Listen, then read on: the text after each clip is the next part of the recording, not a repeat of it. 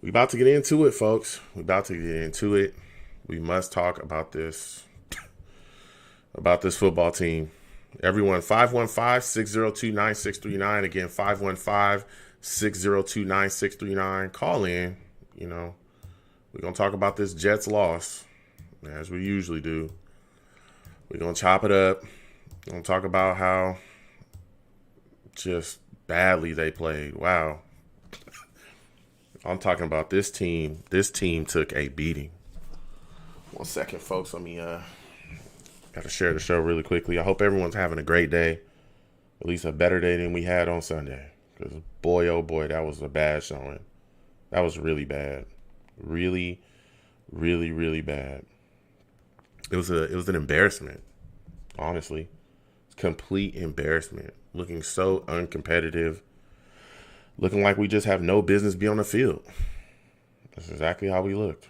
It was bad. It was pretty freaking bad. But we're here. We're going to talk about it. Cover things. If people want to talk about it a little bit, got questions, again, 515-602-9639. 515-602-9639 is the number. Please call in. It is what it is at this point. This football team is in trouble. Lots of trouble. We are a complete mess. Oh, this is bad. This is bad, and I hate, watching this team play like this, but man, it's sad. It is truly, truly sad. Oh, it is so sad. So sad. Boy, oh boy. Just gives you no hope, Just gives you no hope. It hurts. Teams play like this, it hurts bad. Real bad. But we're going to talk about all that stuff. Going to talk about Sam Darnold. Going to cover a lot of stuff. So I'll be right back, folks. And then we'll start the show. Hold on a second.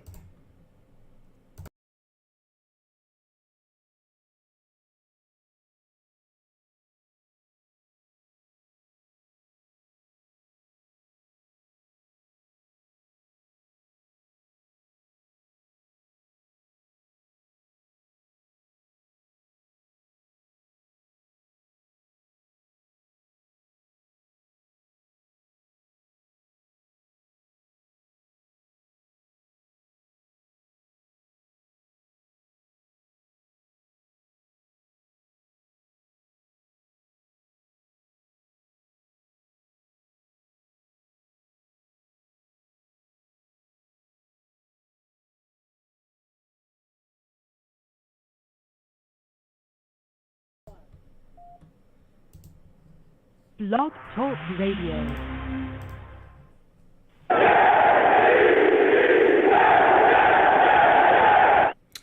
What's going on, folks? It's your boy. It is your boy, Long Beach Joe. And let me tell you, I'm coming off of watching the Seattle Seahawks just destroy the New York Jets 40-3.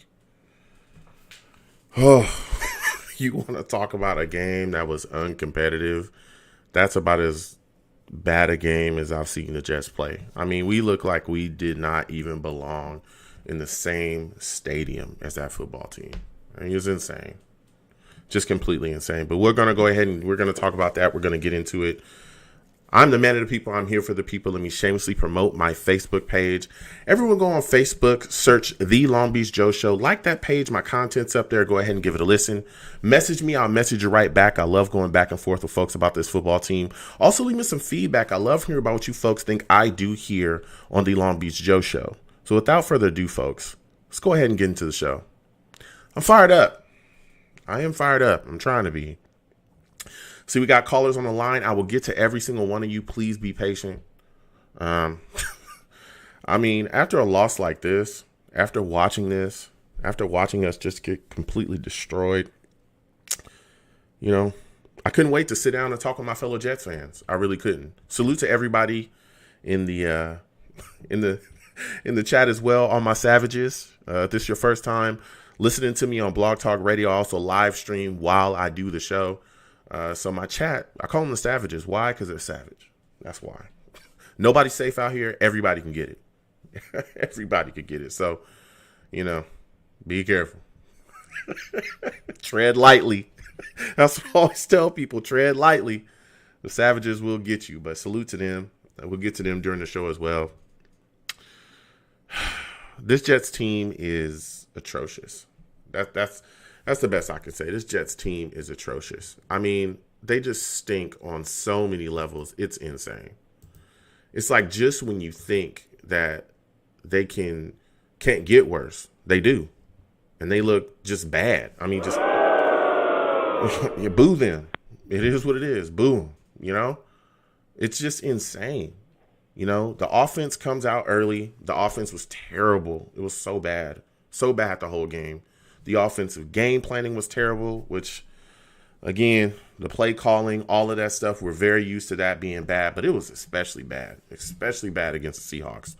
The first drive, usually resulted in a field goal, and then after that, things just fell apart. Nothing looked good. Sam, he struggled at times during the day. He had some balls dropped. Perryman dropped one. There's a couple other drops as well. The offensive line imploded. He was getting hit from time to time. Things just offensively look so bad.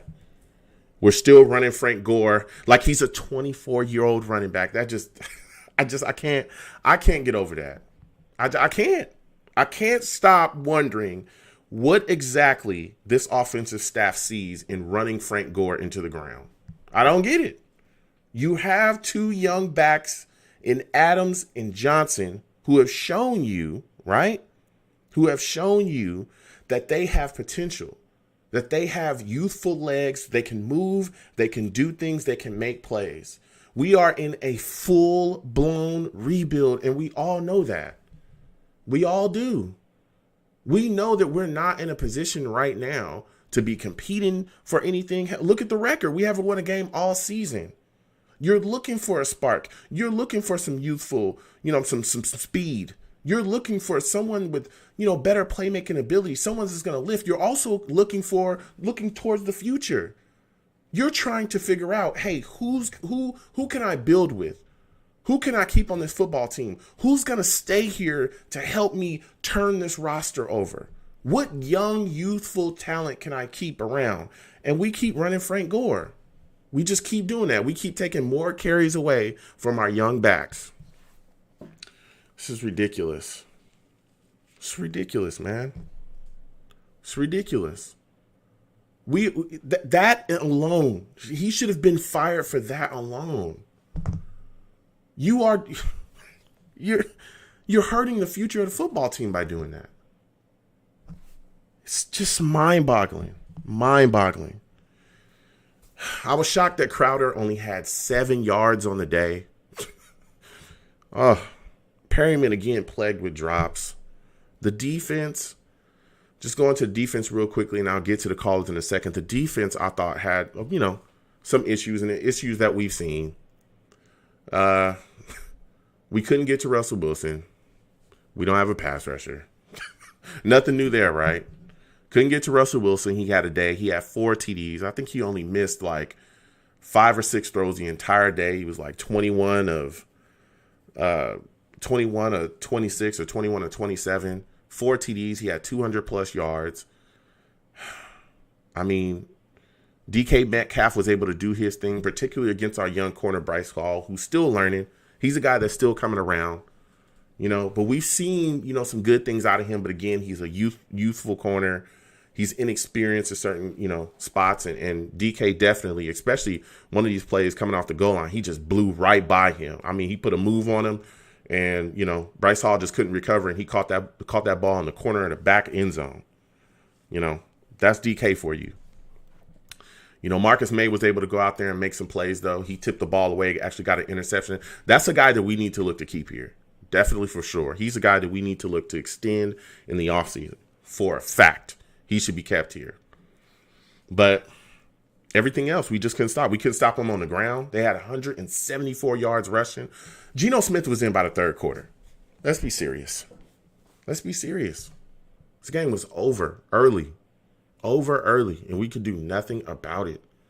Some of the worst coach football I've ever seen. But the cherry on top, the thing that really killed me was Sergio Castillo, who was cut today, released. That dude missed 3 field goals. I mean, it just keeps happening over and over again, you know? We couldn't depend on him at all. That guy was missing kicks left and right. Just terrible. Terrible the entire day. This football team it's just mind-boggling, dude. It's mind-boggling. We can't compete. We can't compete. And if it wasn't those things, we also had a lot of penalties too defensively that helped extend their drives.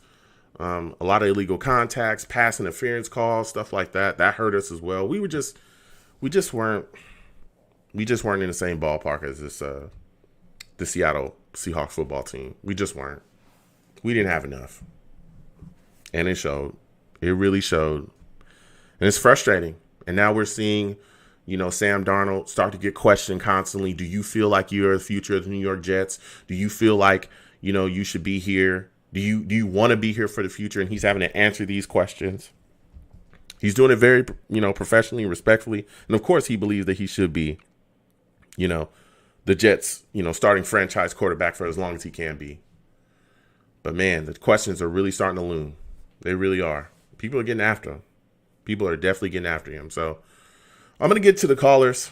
Everyone, if you want to call in, it's 515-602-9639. Again, 515-602-9639. Call in. You know what I'm saying?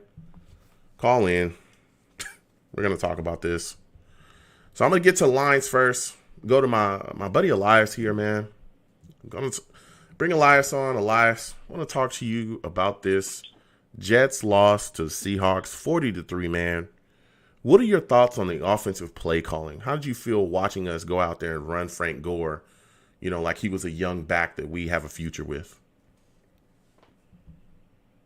Play calling wasn't as bad as usual outside of, the Frank Gore stuff. It wasn't great, but it wasn't, awful. That wasn't, obviously the only issue, but I don't understand, the Frank Gore love. It's typical Adam Gase, man. He's got his group of guys that he likes, and he's going to play them no matter what. I'm surprised, like Demaryius Thomas isn't on this team, or like Daniel Brown, the 4th-string tight end. Like, I'm surprised he's not the starter. This Gase has these guys that he loves, and I'm not surprised though. Yeah. But I mean, are you blown away? And again, I want to thank you for calling in. But are you blown away with the fact that in a full-blown rebuild, right? In a full-blown rebuild, we're still running this guy and not, doing our due diligence to make sure that we get the ball in the hands of Ty Johnson and Josh Adams enough to see what these guys have, especially when we watched the, success that we've seen them have. We saw them have success last game. We were all shocked. We were saying to ourselves, hey, maybe we have a young, tandem back system here that will work for us in the future. And then all it comes in and boom, all of a sudden we're giving more carries to Gore coming off a concussion. I mean, isn't this alone putting the future of this football team as far as assessment of offensive playmakers in jeopardy? Yeah, man, I think a lot of it has to do with kind of the reporting structure. I feel like if it was a proper reporting structure, if the coach reports to GM, GM reports to owner, I feel like the GM could step in and say, hey, man, I want to evaluate these players. We haven't won a game yet. We're literally eliminated from the playoffs.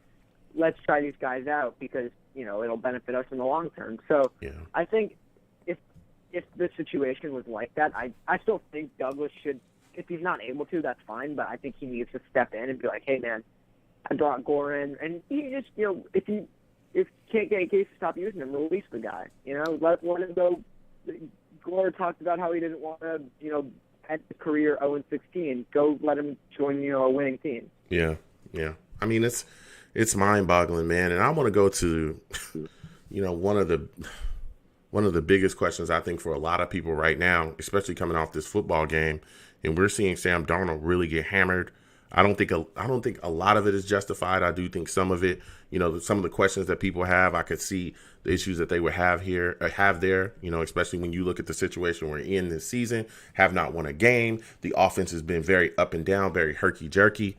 What are your thoughts about Sam Darnold at this point and your assessment of him? And do you feel like he can turn that around at all? Because I know a lot of people that are saying, hey, these next couple games, to me, are going to prove whether he should be here or not. Is that where you are? Or are you a guy that's looking like, hey, I've already given up on him. It's said and done. What really annoys me is this New York media. Like, they're grilling Sam. Yeah. And Gase, they're just, throwing softballs at him. They're not asking him. They're asking Sam, you want to be here. This is the worst defense. What happened, man? And then Gase is just, hey, man, what happened here? Gotta watch the film. Okay, yeah, next question. It just, Sam, man, I like the guy, but no, I think he can thrive somewhere else. But when you got, a stud quarterback coming out this year, you gotta take him. And when you got, and I don't want to get too, into the off season, when, you gotta decide Sam's fifth-year option this year, I think, it's get a new head coach in here, let him pick his guy. If he wants to roll with Sam, cool. I doubt that's gonna happen though. Sam was terrible though. He should have had like 3 interceptions. They were just all dropped. And he played against like one of the worst pass defenses in the league, and they scored 3 points. Mm-hmm. Which I know a lot of it's also on the kicker, but didn't score a touchdown. But I think Sam's time. I think what I want to see him go to San Francisco and then either sit for a year or sit for like half a year, and I think he could really thrive there because you put with Kyle Shanahan. That's a really good offensive mind. And a good buddy of mine's a Niners fan. I'm kind of had Sam Darnold going to the Niners for him. He's like, yeah, man, I'd be down to see that. So, yeah, so I want him to be happy somewhere else. So, yeah. Yeah. I have yet to give up on Sam. I'm not a guy that's ready to give up on him, but I do understand the opinions of those that are. For me, I look at the situation and I say to myself, like you said as well, the offense as a whole looked really atrocious yesterday. And I'm just wondering, if we get a new coach in here, a guy that, can come in here, implement a solid system that fits his skill set and allows him to do what he does well within the offensive system, I think that's where we'll see the best out of Sam Darnold. And I think a big indicator of how important coaching is. And we talk about this constantly. And I talk about this constantly is just looking around our division, right? If you want to see how important coaching is for a young quarterback, look no further than Josh Allen. I as well, and I still kind of feel like this, but Josh Allen this year looks like almost a different quarterback than he looked from the day that they drafted him, until now. Look, remember when we were talking about he's a glorified running back, he's inaccurate, all these things, and people were saying, oh yeah, well you can't coach that. Listen, he's accurate this year. This guy's throwing the football around.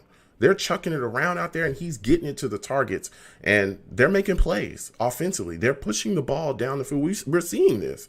We're seeing him become better. We're seeing him being talked about as possibly, one of the top quarterbacks in that draft or being the best. Some people can say he might be the best quarterback in that draft at this point. Yeah. Some people are saying that, at this point, they really, truly are. So I'm sitting back and I'm saying, well, why is he in what happened? Why did he ascend so much higher than the rest of these guys? And it lends back to 2 things. One of the things is, they brought playmakers around him. They put him in a great situation. Even early, though, the system was fit for his skill set. They were running the ball, they were running the ball and they were utilizing his ability to run the ball as well to really push him forward offensively. And even when he wasn't accurate, they kept working. The second thing is it wasn't just the offensive play callers, but it was also the system and the coaching. His coaching is so far superior to anything that Sam Darnold has here. Anything. And I say to myself, man, wow. I mean, hell, you look at the Patriots. The Patriots also teach you that exact same lesson. Coaching matters. Coaching matters. The reason why the Patriots have won so many Super Bowls. And Matt Castle had a winning record with them. Exactly. And they've done that because of coaching. They've been put in positions to win games, put in positions to win Super Bowls because of coaching. It's coaching every single time with them. How many times have we seen players that look good on a Patriots roster, they leave the Patriots and don't look nearly the same? Hell, there's been some players that have been good on the Patriots roster. They leave the Patriots roster and come back. They look completely different away from the Patriots. Yeah. Then they come back and look exactly like they did before. I mean, what are your thoughts on all that, man? What are your thoughts?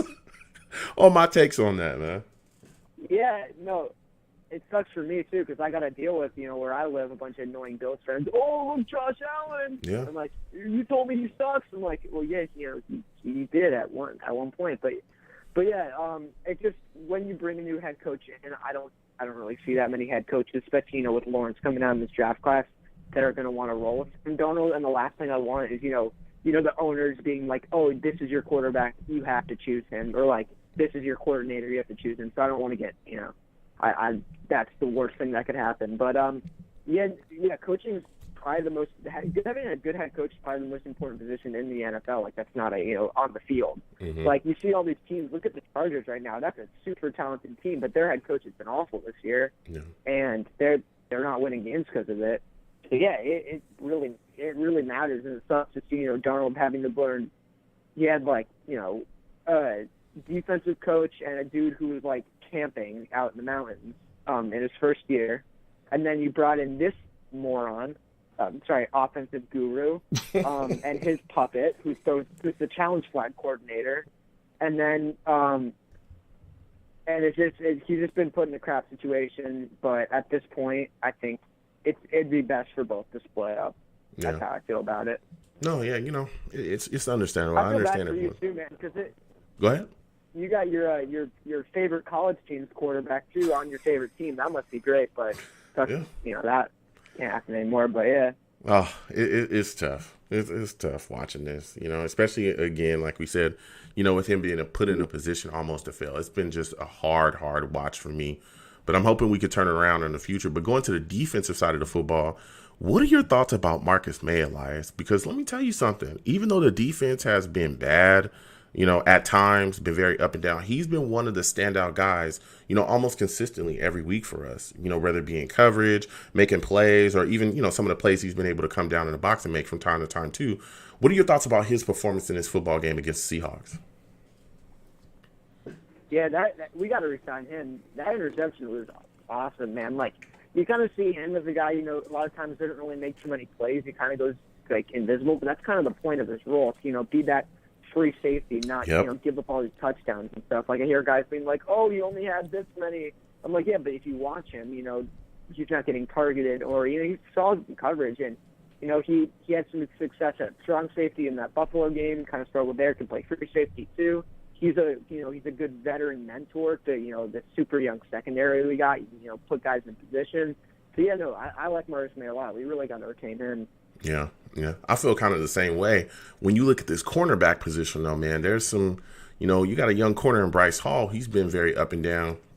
Watching him against DK, he got beat for some plays. What is your assessment of him so far? In his starting role this season.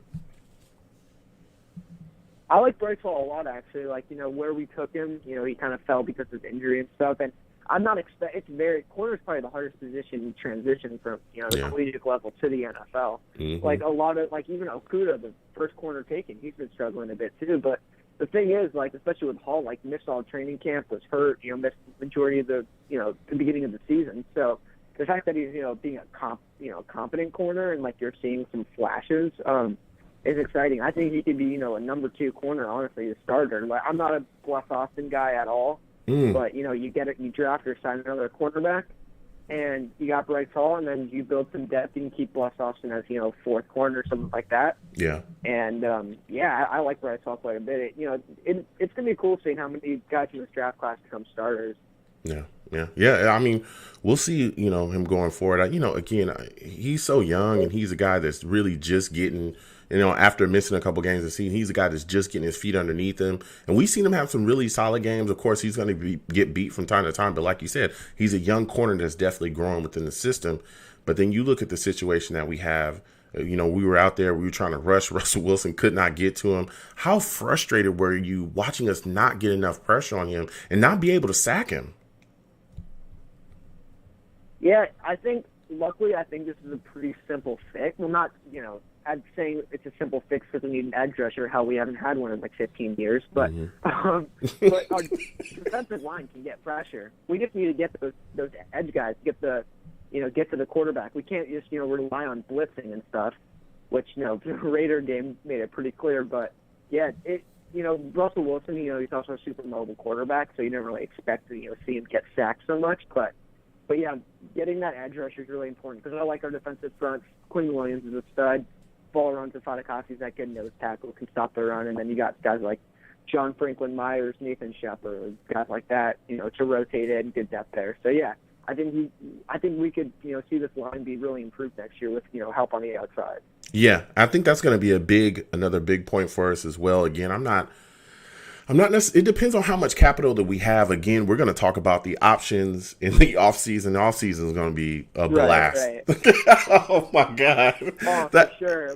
No losing in the offseason. I mean, isn't it always a blast for us in the offseason? Yeah, it's always a blast for us in the offseason. Oh, that's the one time where we feel like we can win. Yeah. So it's like, we get hyped up. Exactly. This year I predicted this was 7-9, and boy, was I wrong. I mean, it depends on how many options that we have as far as, picks, capital, depending on what we do in the draft. But I think that we definitely need to look at some point, immediately, honestly, we have to get a pass rusher. We have to get a legitimate pass rusher. Oh, absolutely. And I'm not talking about a safety that you think is a pass rusher. I mean, an actual pass rusher. You know what I mean? Like, it's insane. Blitzer? Yeah. Speaking of the blitzer, speaking of the blitz boy, that's what they call him now. Jamal Adams had some comments. Oh yeah. Yeah, Jamal Worst Adams. hands in the league.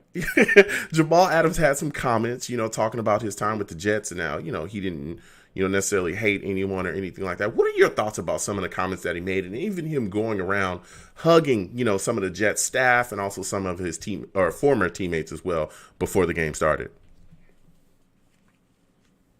So I don't know. Did he have some new comments? I know he had the when they lost to the Giants, it's tough losing to a New York team. I obviously know the dark room depression crap. But yeah, he's probably still, he's still cool with the guys on the team. Probably like, Gase said, they hugged and saw hi. Jamal was like, all right, man, get this over with. Don't want to be seen with this idiot. But does he have any new comments or anything? Well, he was just saying how, he doesn't, hate Adam Gase, and it was, talking about how he needed to move on and all these things. Oh, and that's BS. Yeah. Yeah, so those things, that's kind of what he said there. But, I looked at it like, hey, it is what it is. Go ahead. Oh, yeah, nothing, man. Yeah, it kind of is what it is there. The way that he, to me, kind of got his way out of here, I thought was out of control. I never had an issue with him as far as wanting to leave, but just the things that he was doing, I think, really upset me. But another thing that upset me in this football game as well was Sergio Castillo, who's released today. What are your thoughts about all the kicks that he missed and just how he looked before we let him go? Man, it was a rough day for kickers that day because I don't know if you know, the Vikings kicker also missed all of his kicks and stuff. Mm-hmm. But those first couple of games, Sergio Castillo, I remember we were like, yo, Sergio Castillo, because he came in when, Ficken got hurt, and then he was playing well, and we're like, Castillo, and then Ficken came back, was horrible. We're like, oh, screw Ficken, we need Castillo, and then he comes back, and he's, wow. Yeah. He's bad. But, another position, I feel like I say this with everything. Oh, yeah, it wasn't very good. We can always address it this offseason. But kicker's definitely my lower end, but you still need a kicker. Yeah. I mean, what a day, man. Watching him miss all those kicks and then watching, the Seahawks kicker who used to be our kicker, who was, pretty solid with us. Of course, Mac let him go, just like he let go some other guys as well. I remember he let go one of our kick returners. Mac.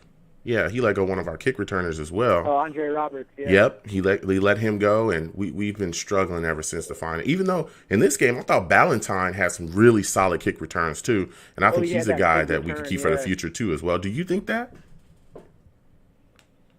Yeah, special teams is kind of, this year they've been kind of cycling guys in. I remember Ashton Davis coming out of the draft. They kind of hyped him up as a really good special team player. But hey, man, if you got some speed and you break tackles, I don't really care. Like, I'm not gonna go seek out a player just to be a kick returner. If you could, Valentine was a corner or something. So if you can be a kick returner and a corner and he costs nothing, then yeah, of course. Yeah. I mean, it is what it is, man. It's tough watching this team go out there and be as uncompetitive as we've been I mean, it sucks. It sucks. And this game to me it hurt. This game hurt to me. And, if we're going to lose, I don't necessarily have a problem with that. I understand we're not ready right now. But to go out there and just get thrashed, Elias, I want it to be watchable.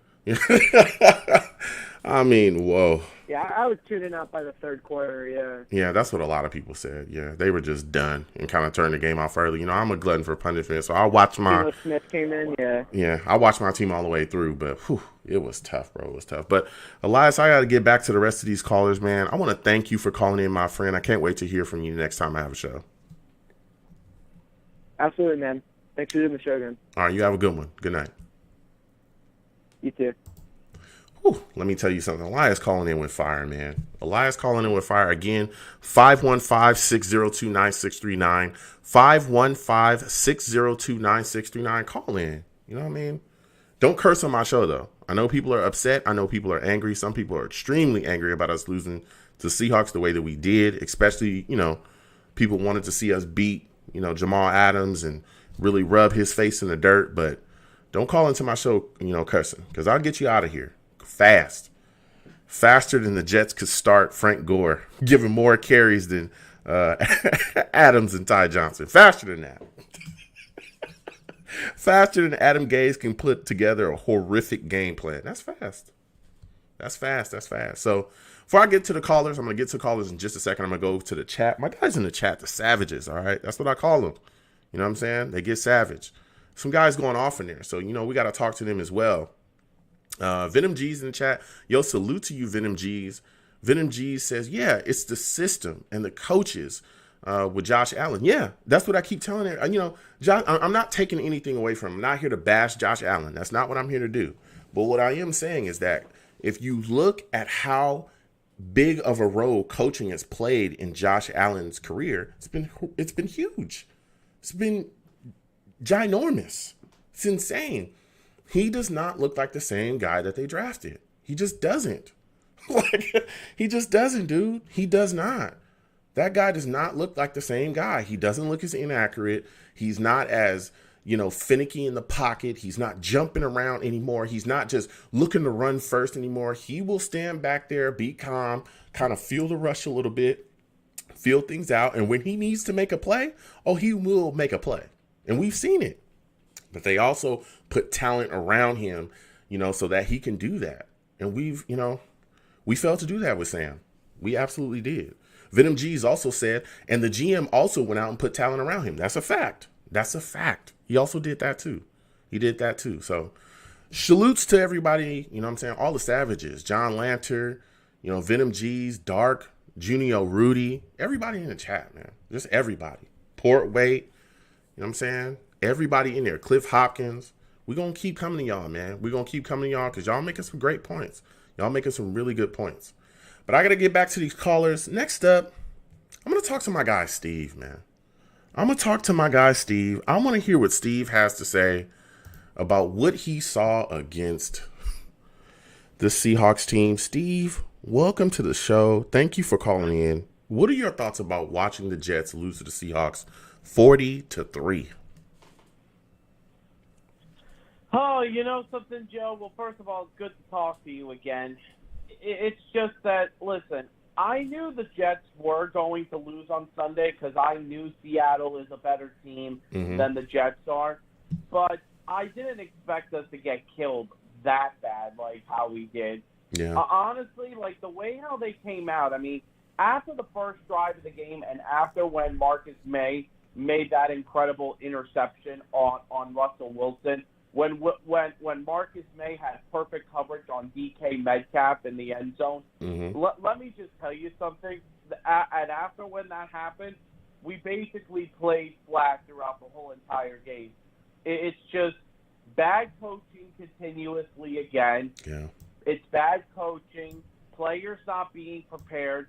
Listen, Darnold just looked absolutely terrible in that game, and he should have had 3 interceptions. Yeah. And the only other thing that really, really bothers me is that, goddamn you, Adam Gase, if you know that you're a veteran coach, after a play when Braxton Berrios made this catch towards the end of the first half, that ended up going out of bounds. Why in the hell are you calling a timeout when the clock literally stopped? When the clock literally stopped and you call a timeout, it doesn't make any sense at all. And unfortunately, we have to still deal with that stupid clown. Yeah. For I mean, last 3 games, unfortunately. Yeah, It's mind-boggling, Steve. It absolutely blows me away the fact that we're watching him. We didn't fire him. We should have fired him last year. We should have fired him early this year. The signs have always been there. We're not getting rid of him. Hell, we fired Greg Williams before we fired him, before he is going to get fired. That's just mind-boggling to me. But I want to go back to something that you talked about, and you really are bringing the fire. And again, I want to thank you for calling in. You talked a little bit about Sam Darnold, how rough a day he had, and I want to get your thoughts on this, Steve, because let me tell you, the media is all over him. They're not giving, as much heat to Adam Gase as they should, but they're all over Sam Darnold. We've seen, people ask them questions constantly, but do you think, in your mind, are you done with Sam Darnold? Is this it? Are you tired? Are you ready to move on? Or do you think, hey, you want to see the rest of the season, play out just a couple of games that we have left, and then you'll make your decision then on whether you want to move on from him or not? Yeah, before I get into that, you know what it is, Joe? I think the media is afraid to talk to Adam Gase. I think the media is afraid to talk to him. Okay. I think that's the first thing. I think they're afraid to talk to him. And let me tell you something. Yesterday Sam Darnold said this in his conference he called yesterday. Mm-hmm. He wants to be here. He loves the Jets organization. He loves the Jets fans. I mean, he wants to be part of the Jets for the rest of his career. Mm-hmm. But the thing is, Joe, about this situation, the way how he played in Seattle on Sunday, he doesn't deserve to have another shot right now with the team after the season. I mean, listen, Oof. Yes, he still has 3 more games to prove against the Rams, Browns, and Patriots. But the thing is, though, Joe, is this. As much as it would really, really hurt me, and if we would have to trade Sam, and let's say if the Jets do end up with the number 1 pick, and if they do end up trading Sam to one of the 5 teams that they were talking about, I mean, they were talking about Pittsburgh, San Francisco, Chicago, Indianapolis, and there was one other team, I forgot who the other team was that they were talking about. But here's the thing, Joe. It would break my heart if we have to do this. But here is the thing, Joe. If this guy, Trevor Lawrence, and I've watched what he has done, Joe, and if the Jets end up getting the number 1 pick, Joe, you can't say no to Trevor Lawrence. Okay. You absolutely cannot. You can't say no to this kid. I mean, listen. It's just now the only thing is what really needs to happen is the first thing that needs to happen is whether we make a decision on Sam after when the season is over. The first thing you do is get Adam Gase out the door. Of course. Christopher Johnson. Yeah. And that's the other thing before you say something, Joe. I don't understand how in the hell Christopher Johnson and Joe Douglas could watch this kind of a game, watching the Jets get blown out each and every week. I mean, they haven't been getting blown out the last couple of weeks except for the game on Sunday. So yeah, I don't know what to tell you. Yeah, well, I'm convinced. I don't think they watch the games. The second I saw Christopher Johnson call Adam Gase a brilliant offensive mind, I said, "Oh, you don't watch the game. You don't watch the games. You just own the team. No. You don't watch the games." I'm good. I'm good on you. I don't ever need to hear from you again. You don't watch the games, but Steve, I respect your take. I respect your take there on Sam Darnold. It kind of is what it is. I just want to hear out everybody's take on him and opinion. I'm a guy. Again, I've said it before. I'm not. I'm not up. If we do take Trevor, I'm not upset. But I just think that there's something there, and I think that if we were to do more, especially if we get the right guy in here, the right head coach, that can turn things around, we've seen coaching really change players for the better and help them. And that's what you need to do with young quarterbacks. And I don't think that we've done that enough. So it's tough, man. It's really, really tough when you look at the situation. Let me just ask you this, though, because Go ahead. to give you a chance now to talk a little bit, because I know we would have a chance to talk more about this in the offseason. I mean, listen, Adam Gase, no matter what, has to go. Yeah. But when he does go, here is my next question to you. Now, I know we spoke about this one time a couple of shows ago, but I wanted to give you just a little bit of a thing about guys who are head coaching candidates for next year. Now, I know we spoke about Eric Bieniemy, because I know that, listen, that's the guy who Jet fans really want to be the next coach.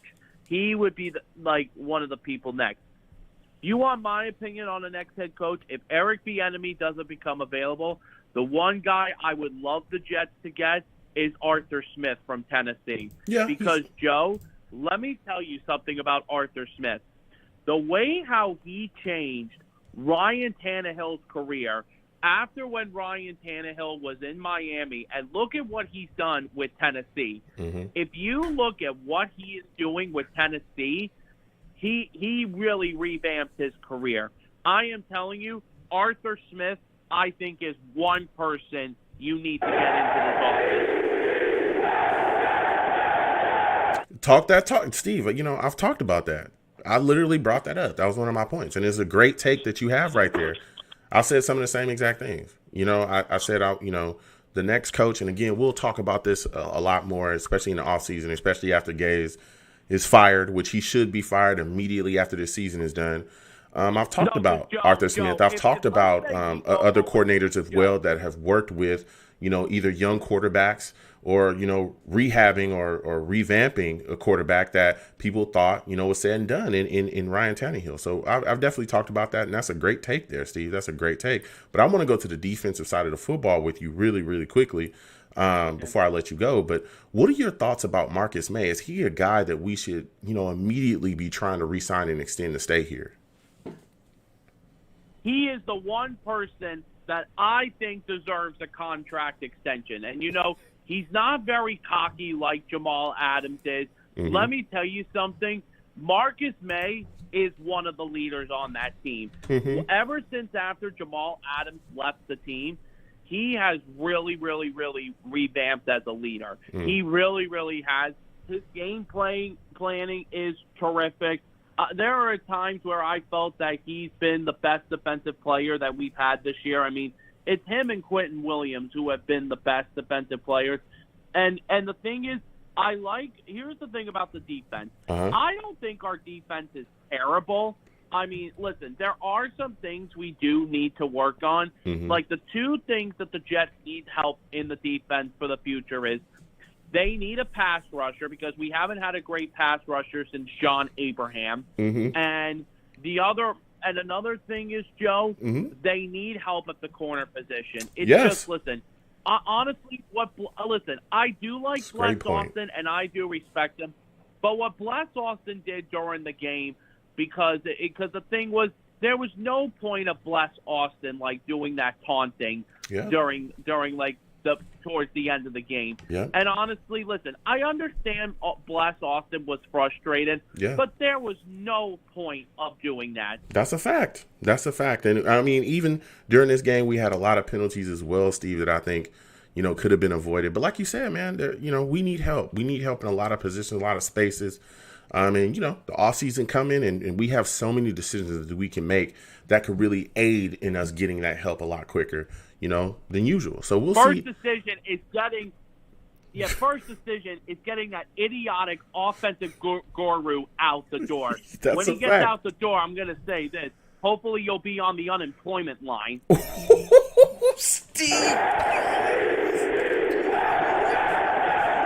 Steve coming with it. Listen, Steve, I want to thank you for calling in tonight. You are fired up. I loved it. I know you want Gaze out of here. I do as well. You have a good night, my man. I want to thank you for calling in. Thank you, Joe. Have a good night, man. Go right. Jets. Good night, man. Woo, Steve calling in. He said, listen, when he does get fired, I'm going to tell you, good luck on the unemployment line. Ooh, Steve, bringing the fire. That's tough. That's tough. That is tough. I'm going to keep going to these callers. Got quite a bit of new callers as well. Again, I want to thank everybody for calling in. Do not curse on my show. I know it's frustrating. You know what I'm saying? I really, really do. I know it sucks being a fan of this football team at this time, but do not curse on my show. I will get you out of here. All right, I'm going to keep going with these callers. I'll come to the Savages a little bit later. 518, I'm coming directly to you. You know what I'm saying? Let me know what your thoughts is on watching the Jets lose to the Seattle Seahawks the way that we did. How are you feeling about, the way that this football team looked against the Seahawks? Oh, they were a complete disgrace. Complete disgrace. Yeah. Yeah. I am so tired of Adam Davis just corning off all the blame on everybody else when clearly the problem wasn't Greg Williams. It's clearly Adam Gase. He doesn't know how to run an offense. He probably doesn't know how to run a hot dog stand.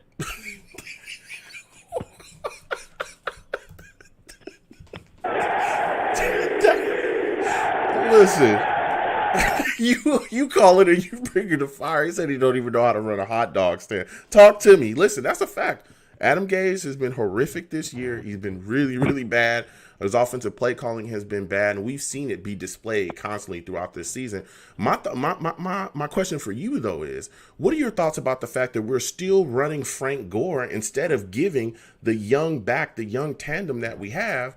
Oh, I think we lost. Oh, no, we didn't lose. Oh, what are your thoughts about the fact that we're still running Frank Gore instead of giving these, young back tandem that we have the football?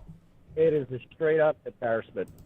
I'm hoping not, but it makes me believe Jace is in on it, and maybe there were some back dealings going on, letting him or someone telling him he's going to stay, but just get the number one pick. Then hopefully after it's all done, they kick to the curb. Yeah. But, I want to see more of Ty Johnson. I don't even think we should draft any running backs. I believe we should stick with Ty Johnson, Adams, and Pirine and see how that goes moving forward. Because clearly we're not going to get to see them anymore unless Frank Gore gets another concussion. Yeah, I mean, and it's crazy because we saw so much success from him, and like you said, once he got concussed, which we don't want anybody to get hurt here, but we saw these two young backs come in and really put some things together, and all of a sudden he's back into the mix, coming fresh off a concussion. He's 37. Why are you giving him as many carries as you are? We're in a full blown rebuild. It's just embarrassment. But I also want to get your thoughts on Sam Darnold because especially after this game, the media has been very tough on him. They're asking him questions about, the future. Do you feel like, you should be here for the long haul? Do you feel like you're the Jets franchise quarterback? Do you think the Jets should move on to me? All types of things like that. After watching this game and watching the season, what are your thoughts on Sam Darnold? And are you ready to give up on him as well? I'm not ready to give up on him, but I believe his time here is done. I mean, for the benefit of him, to get him into a new environment, get him away from this clown. And you know what? Hopefully he'll succeed somewhere else. But what I would like to do if we end up with the number one pick is I'd like to trade down multiple times, stay within the top 5, of course, and get a nice blue chip kind of player. But I don't think that'll happen because the assets we could get for that number one pick, we could probably be in playoff contention within 2 years. Yeah. Especially with all the capital that we have at this point. Yeah, that's one of my takes as well that I've talked about, and I don't want to go too deep because again the off season's coming and I'll talk about that during the off season. But you talked about trading down and staying probably in that top 5 and getting a blue chip player. So what are you doing at quarterback? Does that mean you want to keep Sam Darnold and see what he can do with the next coach, or are you just trading down and how are you feeling that quarterback role if you're letting him go? I would like to keep Darnold at draft. What's that quarterback? Fields? Not the top 3. Smith or something, I believe his name was. I don't remember his name, but okay. If we could draft another quarterback down in depending on the capital we could get. Okay. But yeah, I would like to get a quarterback and have them compete for the job. Okay. And what's going on with Clark? He's been active, but he's not playing. What is this crap? Yeah, that was something that we were going to definitely talk about as well. And, we've been talking about this constantly, especially with the young guys being shown. Bryce Hall finally, being put out there as well after we got rid, after we moved on from the corners that we had. And he's being shown. We're seeing young guys being moved around as well. Clark is a guy that we're all looking for too. I know some people are even screaming for Morgan at this point. They want to see him as well, just to see what we can get out of these young guys. But I don't know what's going on with Clark. I don't know why he's not being put out there. I don't understand why we're not seeing him in the lineup, especially with our offensive line changing the way that it has. I mean, look, we had Andrews in the starting lineup this week. We've seen, even when Alex Lewis was healthy, we saw him struggle. We've seen, our offensive line at various points struggle. Van Roten, when he was healthy, he was struggling as well, too, before he went to the IR.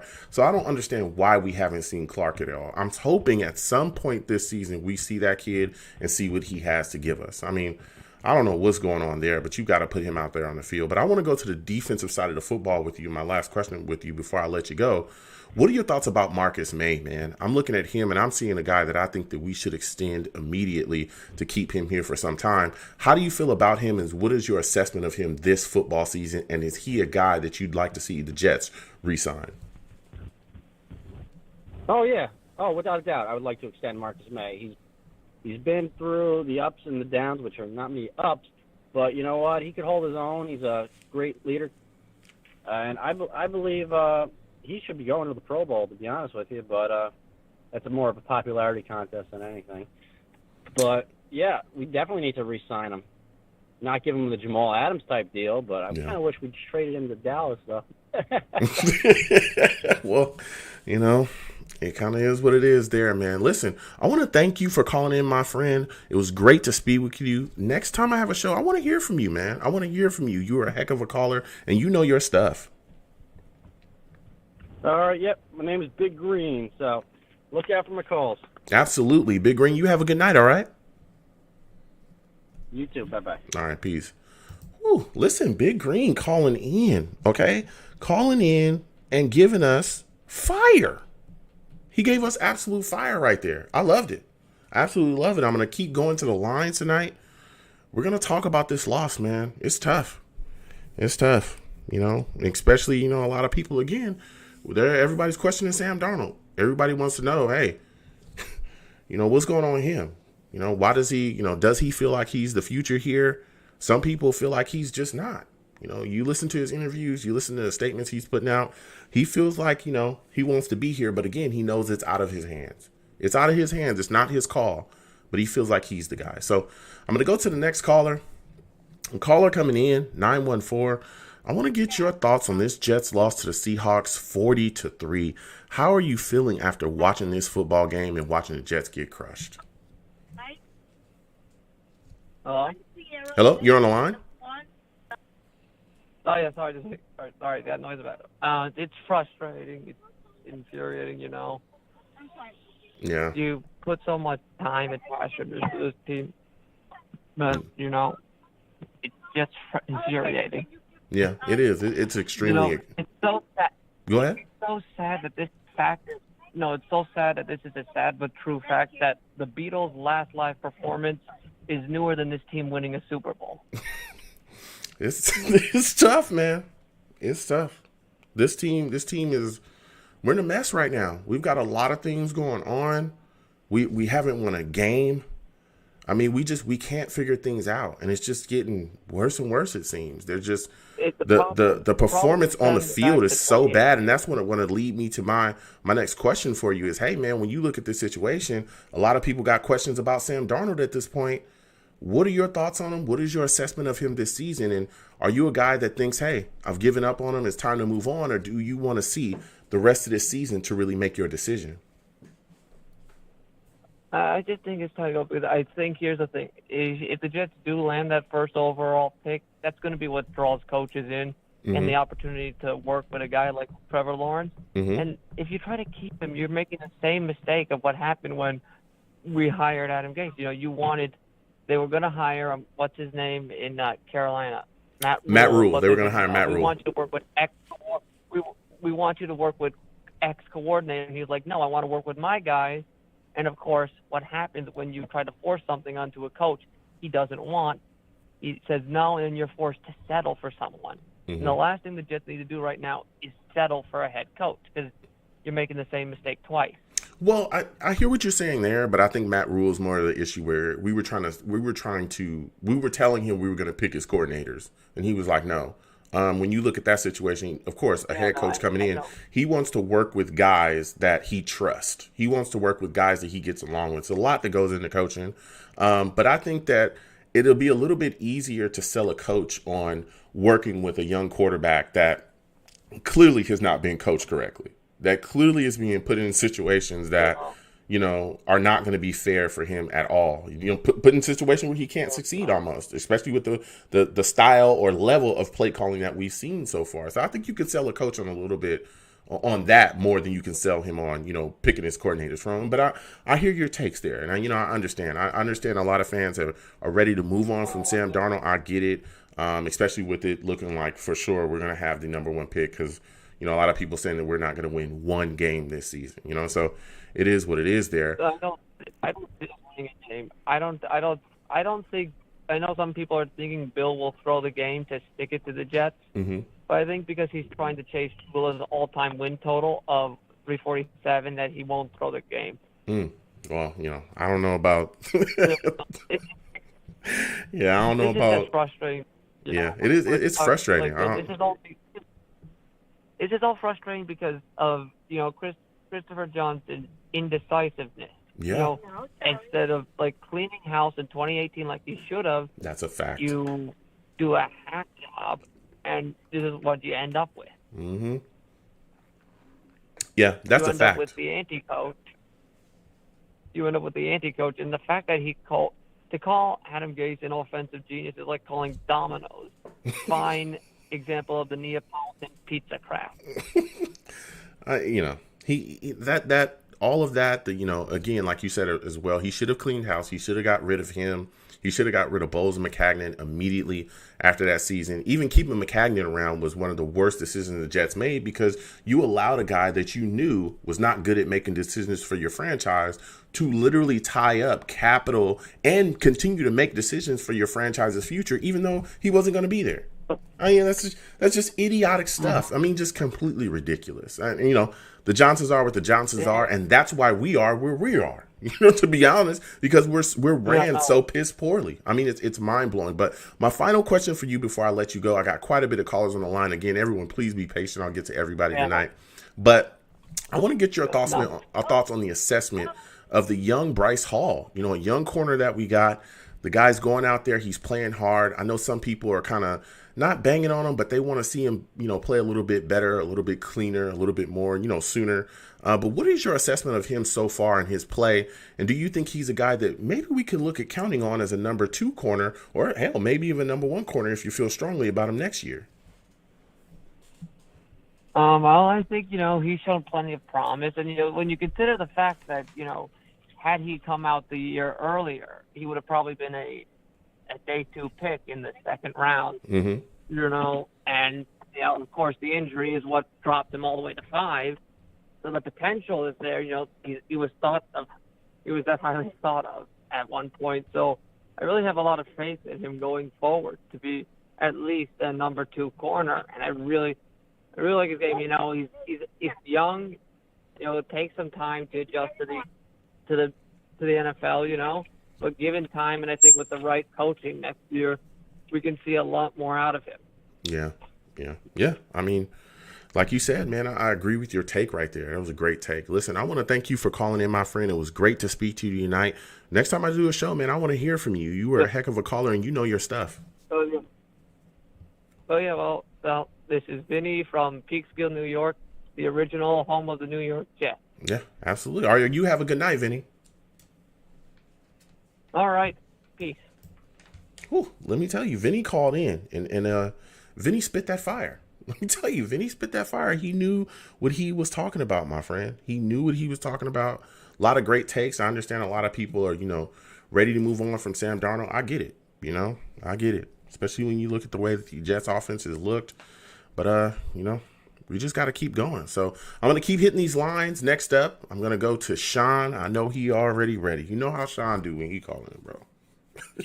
I don't know if y'all know, but Sean, that's a wild boy. I ain't going to lie to you. After Sean, I'm going to come to 862. You know what I'm saying? We're going to come to you. Salute to the savages in the chat. I'll be with y'all in a second, but I got to get to my guy, Sean, man. Listen, Sean. Sean's calling in. You already know Sean's ready. He ready to go. Sean, Yeah, thank sure. you for calling in, first off. Second off, give me your thoughts about watching this Jets team lose to the Seahawks 40-3. Woo. I had to keep flipping the channels back and forth. I was disgusted by it. It was terrible. It was terrible. I was like, it was even worse when you watch the kicker miss 3 field goals. He missed 3 field. How do you miss 3 field goals? How? And they were all makeable. They were all, from And they were, yeah. It's just mind blowing. At what point do you even try the punter at kicker? Yeah. This is ridiculous. This is just, I don't know. This coaching staff needs to go. Yeah. When we were talking about Sam Darnold, and I know I was listening when you were saying about everybody wanting Sam Darnold to go, and my take was, yeah, Sam Darnold to leave. I honestly think it's some players are able to come out of college and they don't need that much coaching because they just have that talent, that raw talent. With Sam Darnold, he needs a little bit of coaching. I feel like he is a good quarterback. He just needs good coaching, and he made a mistake of. Sean, listen, and I hear you. I hear you. But here's the deal: every quarterback needs coaching. I don't think there's any college quarterback that comes out of. It may not seem like that because some quarterbacks just ascend because their coaching is so good, but every quarterback needs coaching. Everyone loves Aaron Rodgers. Let me tell you, I love Aaron Rodgers. Like, I love Aaron Rodgers. He was at Cal. Like, that guy was phenomenal. But Aaron Rodgers didn't get picked number 1 in the draft. He was lower than that, right? I remember that draft like it was yesterday. I remember people saying that there was not a franchise quarterback in that draft. I remember that. And I remember that when the Packers took him, he was in there. He worked with Mike McCarthy was there, working with him at a point in time and helped him ascend. He fixed his mechanics. He helped him, get his throwing motion in order. He helped his release. He became a faster thrower. Now, again, to a lot of people, that doesn't sound like much, right? That doesn't sound like anything. Oh, he just fixed his mechanics. He just, fixed his timing. Oh, he just made a faster release so he can throw quicker. In the NFL, that means everything. That means everything. If every quarterback had great mechanics, if you could get a coach, Coach Joe Blow could literally fix every quarterback's mechanics, fix their release timing, and also, get them to understand the game a little bit quicker and cleaner. Dude, the league will be filled with unbelievably great quarterbacks. You know what I'm saying? But that's not that's sadly, and we're seeing it. That's not how it works. Oh my God, that's not how it works, right? Because this guy we got here, I don't know if he could boil water and chew gum at the same time. This guy is horrific. Like, Adam Gase is terrible. But going back is that I understand that a lot of people look at these situations. Even you look at Russell Wilson, that guy has been, he was drafted and put into a situation with a franchise they've coached him extremely well. They've put things around him. And I hate going outside the division. That's why I always stick to the division. And I talk about Josh Allen is a perfect example of this, Sean. He's a perfect example. I remember when he was drafted. And we all laughed because we was like, this dude, yeah, he's got a great arm. He's got a howitzer, but he's going to be throwing the ball into the stands. He's going to throw the ball. Hell, he's going to throw the ball to Jersey. We're going to be able to catch Josh Allen's footballs. He's so inaccurate. But if you look at him right now, you cannot tell me that coaching has not impacted him greatly. Here's a guy that was coming out of college that needed more coaching than damn near anybody, any of the quarterbacks that came out. People were talking about how wildly inaccurate he was, how bad his mechanics were, how he was always thinking as being a runner first. A lot of people talked about that, but look at him now. Look at him now. That team they got up there in Buffalo. He's playing. John, is he? Talk to me. Like, I'm telling you, he does not look like the same guy they drafted. Does it? So coaching matters, Sean. Coaching matters. Go ahead. Let me ask you a question then. How do you feel about Brian Dable? I like him. How do you feel about Brian Dable? I feel like Dable is a great candidate. I feel like he would come in and demand respect right away. And Yep. obviously, he changed that whole offense to fit his whole scheme. Yeah. Josh Allen was terrible. We all said it. I thought Josh Allen was going to be worse than Josh Rosen. Facts. But he Facts. turned around. Now he's up there with Lamar. He's right there with Lamar. I think honestly those are probably the top two quarterbacks out of that whole draft. Those two guys right there. Baker Mayfield's slowly coming, but he has a lot of weapons around him. Josh Allen and Lamar don't have that great of a offense around them. Well, I disagree. Like Baker does. Baker has. I disagree. What, you think Josh Allen has a lot of weapons? Yeah, listen, Baker Mayfield. He doesn't. No, let me be clear. I do think that Baker has great talent. Like, let me be very clear. He does. Landry, when Odell Beckham is healthy, we all know what he brings to the table. That offense is loaded with talent. But I'm not. Josh Allen's offensive squad is not bad either. Like, he's got guys. I know people don't think of John Brown and Cole Beasley as like these all-stars. They're not like all-star wide receivers, but they're solid guys. But they can they're make guys, plays. Huh? Yeah, they can make. Yeah, they can make plays. But then guess what they did, yeah. though, Sean? Guess what they did? They went and got that boy Diggs. Remember, because they was all everybody. What was everybody saying about them the year before they got Diggs? Everybody was like, "Yeah, they got some nice guys. They got a solid cast, but they don't have anybody to really take them to the next level. They don't have a number one. They don't have a guy that they can go to when all the chips fall down, like what we saw when Cole Beasley and John Brown would face those top corners when they were trying to get into the playoffs, when they were playing real playoff teams, or, you know what I'm saying, and they would get there, and then those corners would lock down on those guys because, again, they're slot guys, they're solid number two guys, but they're not number one guy. Dude, what did they do? The first thing they did, they said, oh, we're not playing these games. We got a guy who's on his rookie year deal. We about to cash in. They immediately went and got Stephon Diggs. I don't think that Buffalo offense is a joke at all. I think that Buffalo offense is serious business, and they consistently show people on a weekly basis. I mean, that defense is phenomenal. Don't even get me started. I'm not a Bills fan, and everybody that's a Bills fan and be calling in trying to get me to be a Bills fan. Thank you, but no thank you. I'm wearing green. I've made my decision. But the point is that that team is phenomenal, and that offensive squad is phenomenal too. So I disagree there. I think that Josh Allen does have a very solid offensive roster around him, but I think the bigger thing, again, we go back to coaching, he has a very solid system, and he is being coached extremely well because he has been taught, if you look at the system that they run, he's a threat within the system as well, not just from his arm, from his feet too. Yep. That's why it works so well. Yep. When they run those RPOs, those run pass options, when they run all that other stuff where he fakes the handoff, you're afraid because you have to account for him as well. Exactly. You have to account for him as well. Big dude. Yeah. You have to run. Yep. You have to account for him. You can't just go, oh, yeah, he going to hand that off. And it's great that you brought up Lamar Jackson because Lamar Jackson's being coached the exact same way. When they built that offense around his skill set, the first year where he was there, they were running a lot. They didn't ask him to throw too much because he wasn't just ready yet. But boy, oh boy, as he continued to grow and mature within the offense, even that season, we started seeing him roll out things more within the offense, allowing him to take care of more things going forward. And look where he's at now. And that system is built around his skill set. And I think that that's what we've done here. We've done a grave the biggest mistake that we made a grave mistake hiring Adam Gase because his offensive system does not fit Sam Darnold. It don't fit nobody. It don't fit me. It don't fit you. Go ahead, Sean. It don't fit nobody.